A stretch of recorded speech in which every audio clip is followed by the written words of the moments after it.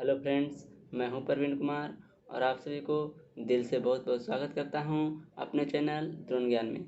आज हम SSC JEE के प्रीवियस ईयर क्वेश्चन को सोल्व करेंगे जो कि एग्ज़ाम के लिए बहुत इम्पोर्टेंट है और गवर्नमेंट एग्ज़ाम में आगे भी ये सभी क्वेश्चन पूछे जाते हैं।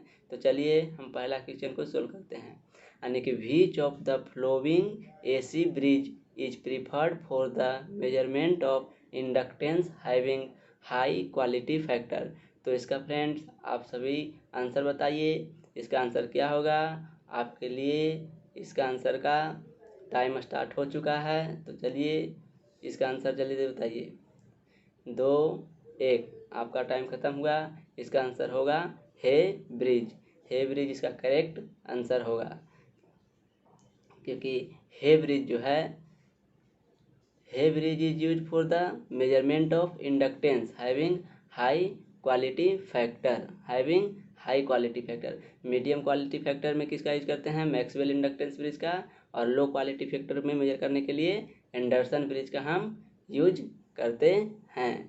तो चलिए फ्रेंड्स, अब आपका अगला क्वेश्चन खुल कर आ गया है। इस क्वेश्चन को आप बताइएगा। A dynamometer type watt meter response to the, क्या होगा इसका करेक्ट आंसर? आप लोग जल्दी जल्दी बताइए। Average value of active power, average value of reactive power, peak value of reactive power, peak value of active power. तो आपके सामने आपका टाइम भी स्टार्ट हो चुका है, तो इसका करेक्ट आंसर क्या होगा आप लोग जल्दी बताइए।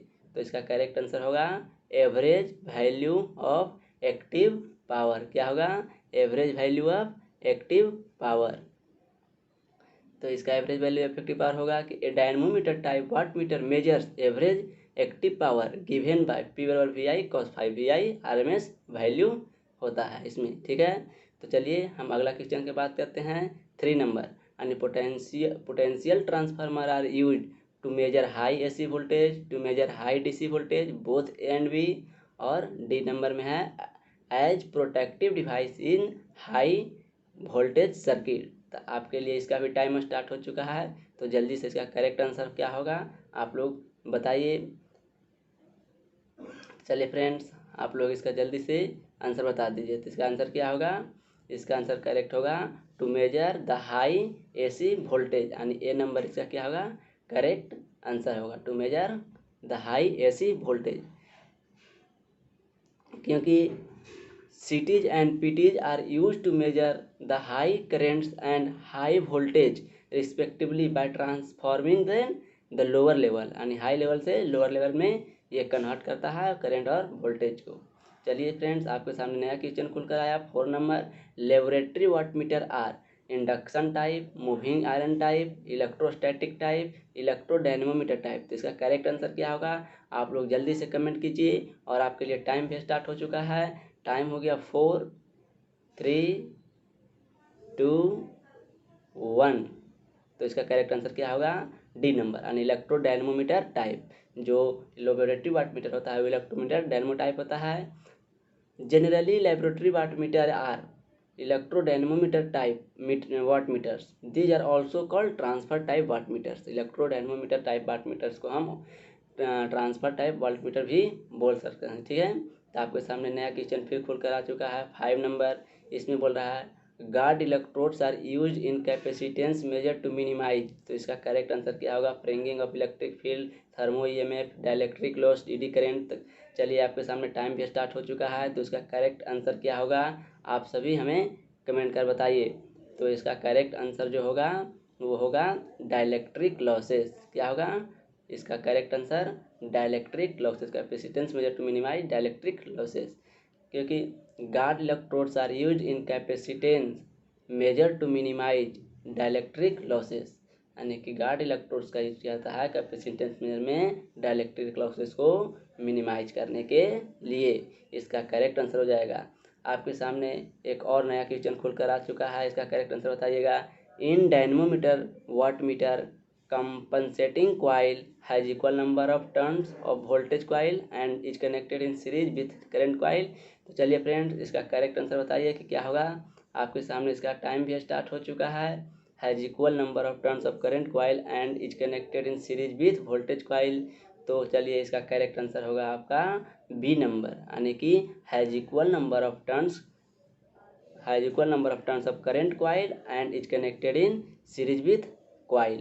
तो इसका करेक्ट आंसर हो जाएगा, क्योंकि जो इसमें होता है वो in dynamometer wattmeter compensating coils has equal number of turns of current coil and it is connected in series with voltage coil to balance the flux produce by the coil.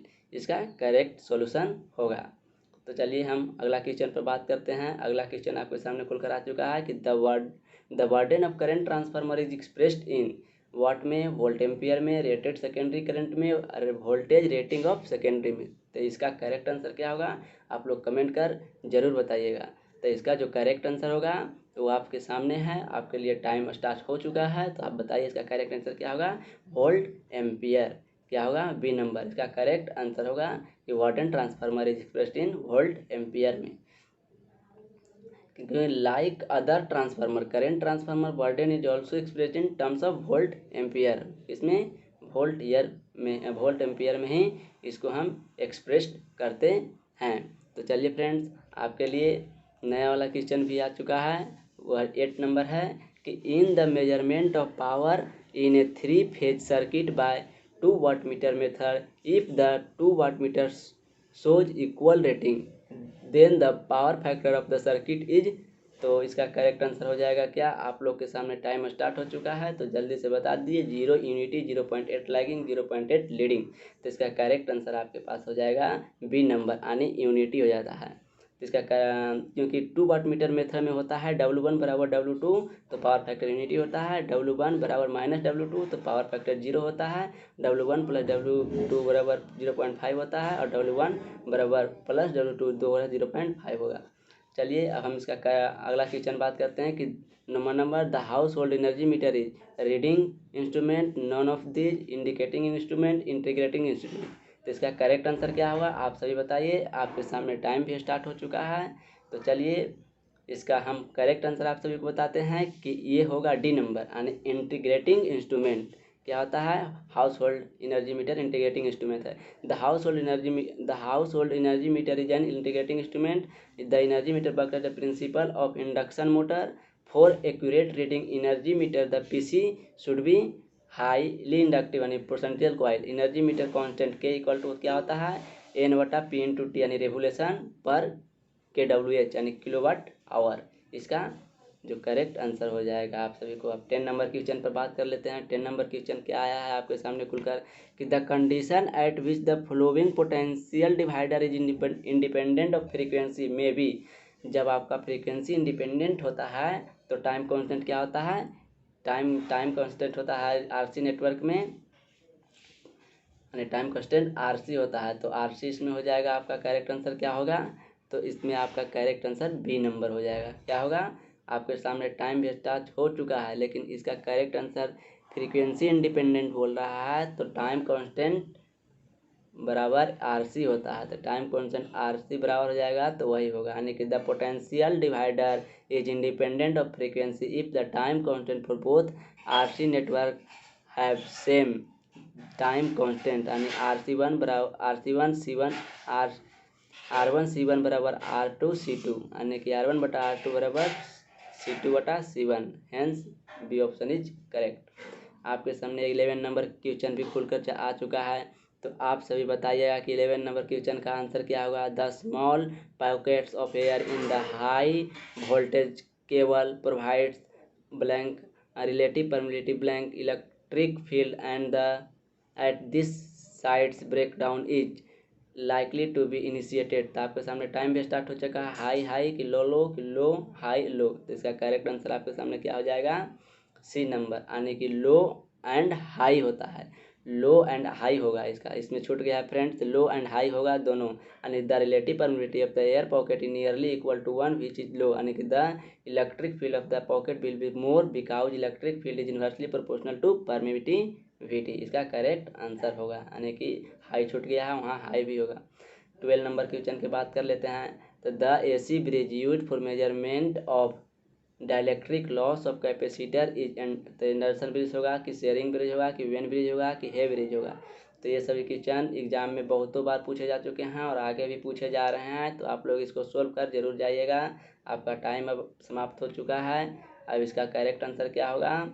इसका correct answer होगा B number, Schering bridge. यानी Schering bridge is use for measurement of dielectric loss of capacitor. ये आपके लिए correct answer होगा 12 number का। अब हम बात करते हैं 13 नंबर क्वेश्चन। तो 13 नंबर क्वेश्चन है कि which one of the following bridge is generally use for measurement of frequency and also capacitance. यानी वेन ब्रिज की, है ब्रिज की, वेंस ब्रिज की, शेयरिंग ब्रिज। तो इसका करेक्ट आंसर क्या होगा? आप सभी के सामने इसका टाइम भी स्टार्ट हो चुका है। तो टाइम हो गया 3, 2, 1। तो चलिए फ्रेंड्स, इसका करेक्ट आंसर बताइएगा। तो इसका करेक्ट आंसर आपके सामने होगा क्या नंबर? ए नंबर। यानी कि Wien's bridge is use for measurement of frequency and capacitance. Wien's bridge से फ्रीक्वेंसी और कैपेसिटेंस दोनों को हम मेजर कर सकते हैं। तो एसी ब्रिज में ये सभी क्वेश्चन बहुत बार पूछे जाते हैं और आगामी परीक्षा में भी पूछे जाएंगे, तो आप प्लीज़ एक बार देख कर जाइएगा।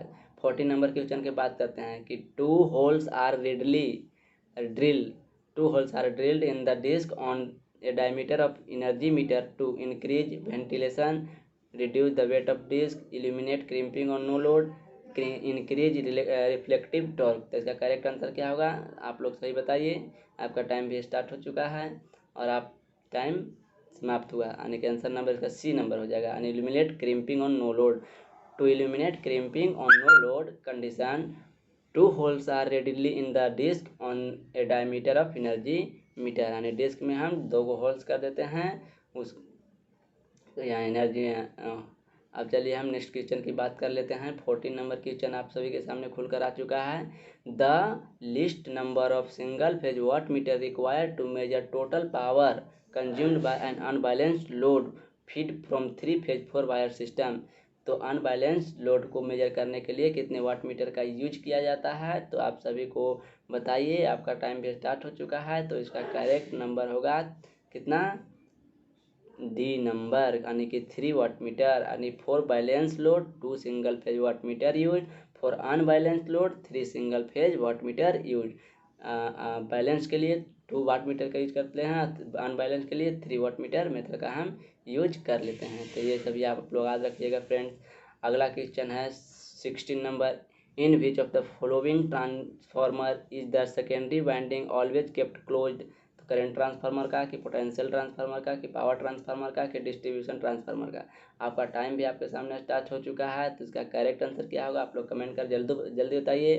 तो इसका करेक्ट आंसर होगा ए नंबर, यानी कि करंट ट्रांसफार्मर सीटी is always short circuited because at open circuit condition high voltage induced across the secondary winding which is dangerous. क्या होगा? Which is dangerous. Secondary winding which is dangerous होता है। तो city का ये क्या होता है? क्लोज होता है। अब हम 17 नंबर क्वेश्चन का बात कर लेते हैं। 17 नंबर क्वेश्चन में बोला जा रहा है कि which of the flowing instrument has the highest torque by weight ratio among the given instruments? Attraction type MI instrument, repulsion type MI instrument, PMMC यानी कि permanent magnet moving coil instrument, या इलेक्ट्रोडायनमोमीटर type instrument. तो इसका correct answer क्या होगा? तो इसका correct answer होगा सी नंबर, यानी permanent magnet moving coil instrument जो होता है उसमें torque by PMC type instrument is the highest torque by weight ratio among the given instrument. यानी पीएमसी साई में highest torque by weight ratio होता है। 18 नंबर क्वेश्चन है कि which of the resistance is represented by the curve system. तो आपको figure दिया गया, उसमें आपको बताना है कि ये किसका, पोटेंशियोमीटर का, कि लेयर रेसिस्टेंस का, कि हॉट कंडक्टर का, कि कोल्ड कंडक्टर का।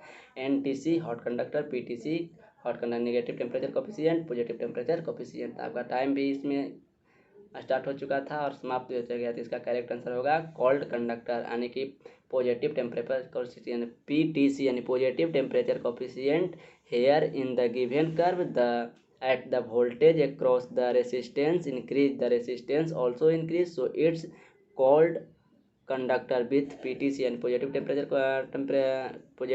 coefficient. In fact it is a curve of PTC thermistor of which is resistance decrease from the and the इसका करेक्ट आंसर हो जाएगा आप सभी के सामने।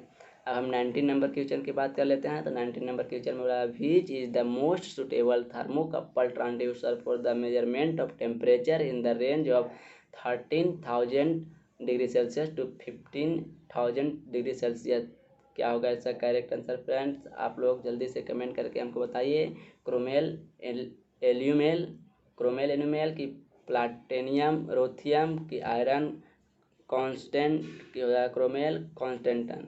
तब प्लाटिनियम रोथियम क्या होगा? Platinum rhodium is most sensitive and linear in the range, यानी कि 11,000 डिग्री सेल्सियस से 15,000 डिग्री सेल्सियस इसका होता है। क्रोमेल एल्यूमेल का 0 डिग्री सेल्सियस से 1000 डिग्री सेल्सियस होता है। तो इसका करेक्ट आंसर आपके सामने 20 नंबर क्वेश्चन खुलकर आ चुका है फ्रेंड्स। इसका करेक्ट आंसर होता जाएगा कि watt meters can be grouped under moving iron instrument, moving coil instrument, electrodynamometer instrument, none of this. इसका करेक्ट आंसर क्या होगा? आप सभी जल्दी से बताइए। तो इसका करेक्ट आंसर आप सभी को बताना है। इसका करेक्ट आंसर होगा आंसर नंबर सी, यानी कि इलेक्ट्रोडायनमोमीटर टाइप इंस्ट्रूमेंट, यानी कि वाट मीटर जो कैटेगरी है इलेक्ट्रोडायनमोमीटर टाइप इंस्ट्रूमेंट का। A watt meter is used to measure the electric power in any given circuit. Analog watt meter is an electrodynamometer instrument. It consist of fixed coil यानी current coil and moving coil यानी voltage coil इसमें होता है, fixed coil and current coil. चलिए friends, अब हम बात कर लेते हैं अगला क्वेश्चन के बारे में। तो आपके सामने नेक्स्ट क्वेश्चन खुलकर आ चुका है। वो है कि when A Wheatstone bridge is balanced when A Wheatstone bridge is balanced तो गैल्वेनोमीटर रीड्स। अगर व्हीटस्टोन ब्रिज बैलेंस्ड है तो गैल्वेनोमीटर क्या रीड करता है? Zero current. क्या करता है? जीरो करेंट को मेजर करता है। इसका करेक्ट आंसर होगा, क्योंकि इसमें जो हो जाए अपोजिट आर्म इज इक्वल हो जाता है बैलेंस कंडीशन में। देखिए ए डी बराबर हो जाएगा बी सी, यानी कि when bridge is balance galvanometer two terminal also zero voltage difference, so number of current will flow through galvanometer divided will measure the initiate current, यानी कि current को पता लगाने के लिए गैल्वेनोमीटर का यूज किया जाता है। अब हम 21 नंबर क्वेश्चन की बात करते हैं। In an induction type energy meter everything is इसलिए remaining same if the radial distance of the brake magnet poles from the spindle is decreased by 10%, the rotational speed of the disc will approximately कितना हो जाएगा? Increase by 11%, क्योंकि जो होता है speed होता है इन्वर्सली प्रोपोर्शनल होता है, स्पिंडल का आने के इन्वर्सली प्रोपोर्शनल होता है, तो उससे इसका सोल्यूशन भी निकाल सकते हैं दोस्तों। तो ये सभी क्वेश्चन था जो कि प्रीवियस ईयर में पूछे गए थे, और ये गवर्नमेंट एग्ज़ाम के आगे भी क्वेश्चन पूछे जाने के चांस हैं। तो प्लीज़ फ्रेंड्स, अगर ये वीडियो आप सभी को अच्छा लगा हो और ऐसा सीरीज आप चाहते हैं तो हमारे कमेंट बॉक्स में ज़रूर बताइएगा। और अगर आप सभी को अच्छा लगा तो ये वीडियो को सब्सक्राइब एंड लाइक करना न भूलिएगा। चलिए फ्रेंड्स, वीडियो को देखने के लिए थैंक यू।